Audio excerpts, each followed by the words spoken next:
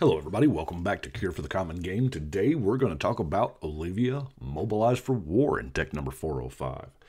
Now, 3 mana 3/3 flying is not bad.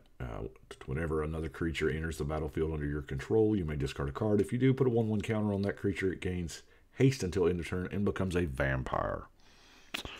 There are many ways to build her, and I'll be honest with you, I took the easy way out. Yeah. I built Vampire Tribal, which there's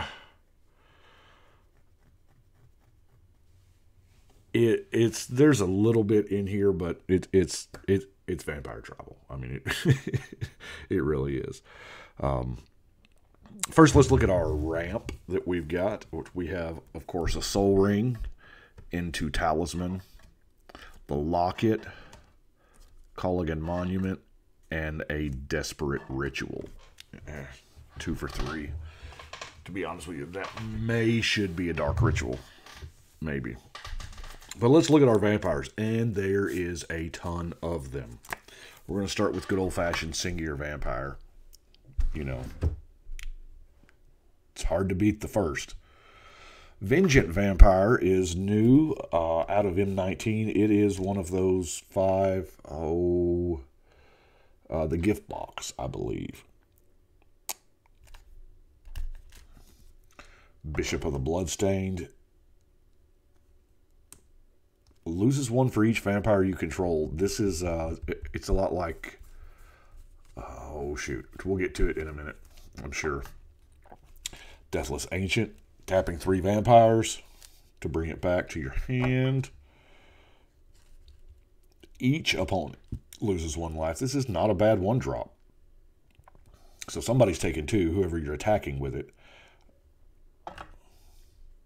Sworn Vampire. We're going to try to pivot this so that we don't have as much of a glare.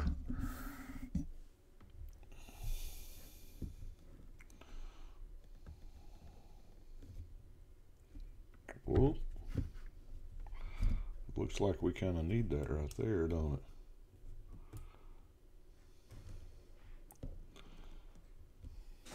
it? There we go. And we've also, because we are running Olivia, we have some red vampires. It attacks each turn if able. Gifted Aetherborn is a vampire Nighthawk that doesn't fly. Stromkirk Captain is going to give them all +1/+1 first strike. First strike really matters. Defiant Bloodlord, a vampire version of the enchantment. The Noble, another decent 1-drop if you happen to draw your mountain on turn 1, you know. And it grows. The Gorger. Each vampire card creature that you own that isn't on the battlefield has madness. So this way, hopefully we get this, and Olivia lets us discard so we can madness out our vampires into play as we're discarding. Yeah, tap 5 vampires to seal something. It's really good. I love the double strike and the dealing damage, putting a 1/1 on it. So this grows really quick. Now, Dark Impostor, of course, you know, enough mana and you're just going to exile and get those abilities. Rakish Air kind of doubles up the vampire ability that a lot of them already have on it. So the counters get quick, especially if you have this and the double strike guy. Whoa. The Champion of Dusk. You're going to draw some cards. Yeah, you lose some life, but you know what? That's just part of the name of the game with black. Neonate has to attack, and it has the thing. Now, Vampire Nocturnus may not be, you know, 100% in this deck. It's never 100% in any deck. But because our lands are colorless.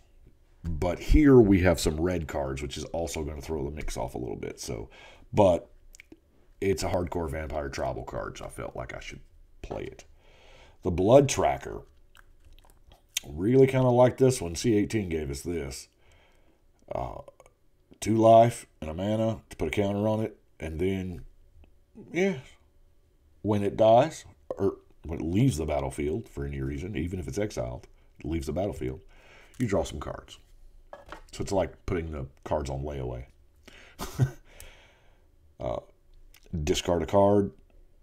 I tried to do as much with discarding it as I could because that's also kind of her theme.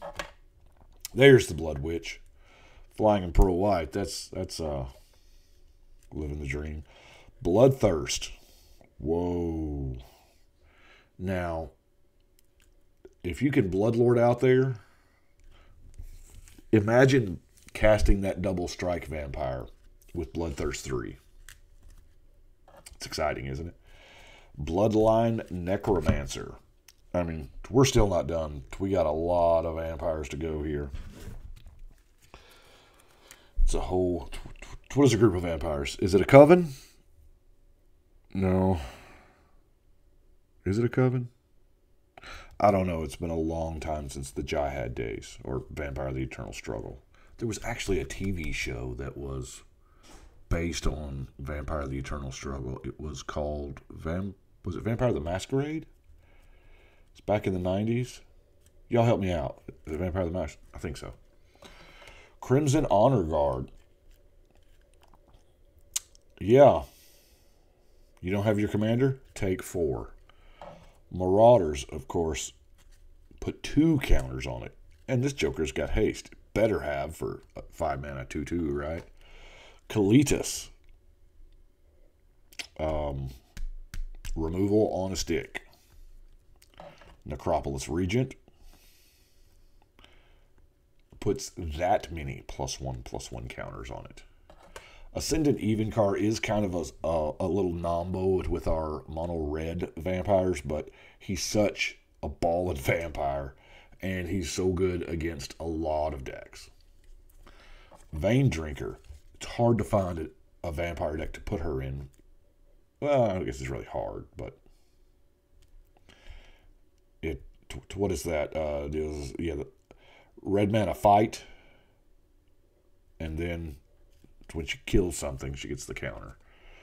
That's one thing to watch out for. Some of the vampires have to damage to get the counter, and some of them have to kill to get the damage. So, target vampire gains haste. Not bad. Don't really... The can't block thing, don't know that it really matters. Another vampire is put in the graveyard. Yeah, target player loses 2 and you gain 2. So, whoever killed that vampire. Vampire Hexmage, the Planeswalker Killer. I don't know if this card is going to go up in the art's amazing. I should have got... Wait a minute. I think I may have an autographed Hexmage. Because that's just beautiful art. Child of the Night. And Bloodseeker. Now, let's look at some card draw. Of course, we're going to have our good old-fashioned Blood Divination, Night's Whisper, Read the Bones, Ambition's Cost. Can't see the glare at all on the white border, can you? And Night Dealings. Now, I've got Night Dealings in there as a card advantage slot because, this is just a repeatable tutor. Whenever source you control deals damage to other players, put that many theft counters on Night Dealings. 4 mana, so the cost of your Diabolic Tutor. Remove X counters from it. And tutor for a card, mana cost X. Reveal it. You do have to keep revealing the cards, but you know what? A source you control deals damage to another player. Put that many, so... if you got a 3/3, you're getting 3. Yeah, see? Night Dealings is really, really...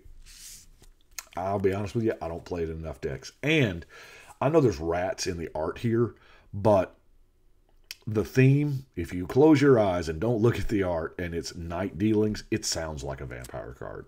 I was surprised that this did not get a Commander reprint a couple years ago in the vampire deck. And with, new fancy vampire art. Speaking of new fancy vampire stuff, let's look at vampire-ish cards. We have the Fury. Yeah, they get +2 and first strike. That's not bad for just 2 mana at instant speed. Arterial Flow. Yeah, each opponent discards 2 cards. And then, if you got a vamp, they lose 2 life. Stygia Masquerade. Your attackers have first strike. And then it has another +1 combat damage. And it has madness, so you can discard it to Olivia. Blood Tribute. Whoa. Yeah, let's gain some life. Now, Eternal Thirst isn't necessarily vampire-y, but, I mean, the card's called Eternal Thirst. It shows a vampire. No, that's not a vampire. That's an angel. This is weird. Sure looks like vampireness happening. Anyway, lifelink, and whenever a creature an opponent controls dies, put a 1/1 counter on it. So that's not bad either. Curse of the Stalked Prey. Whenever a creature deals combat damage to an enchanted player, put a counter on it. This is turning out to be, Rakdos +1 counters? Heirloom Blade, which was what we... Come on now, really? Is this what we're doing? We're glaring like that?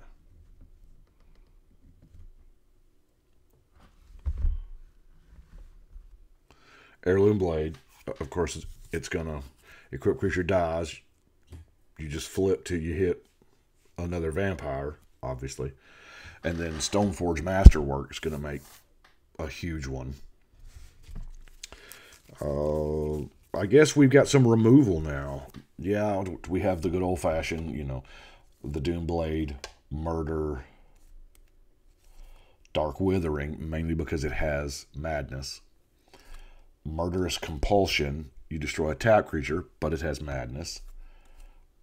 Feast of Blood,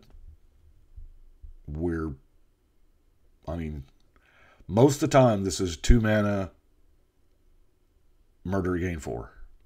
Because, most of the time we're going to have 2 or more vampires. Rakdos Charm I have in there. It has other uses, but, it does punish the token player a lot. Urge to Feed.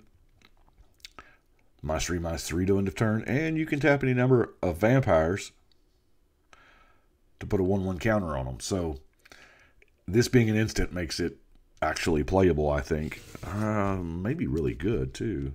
Because this lets you, at the end of the turn before you, so that you're not tapped out and don't have blockers.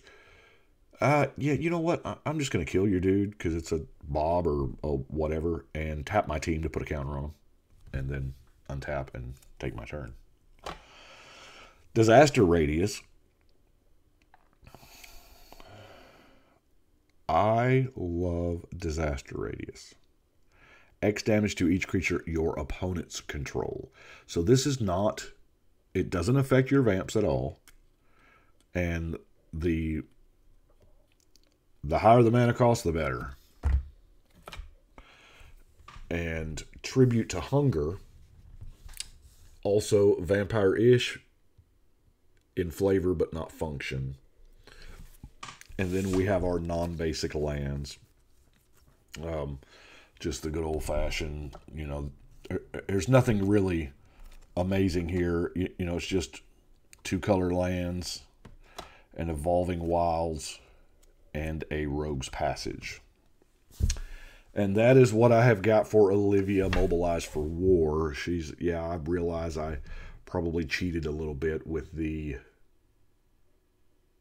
going with the vampire tribal theme, but there's enough madness in there and enough. I believe she's gonna be pretty all right. So I do appreciate y'all watching. Y'all let me know what you think, but I think right now we are gonna shuffle and cut.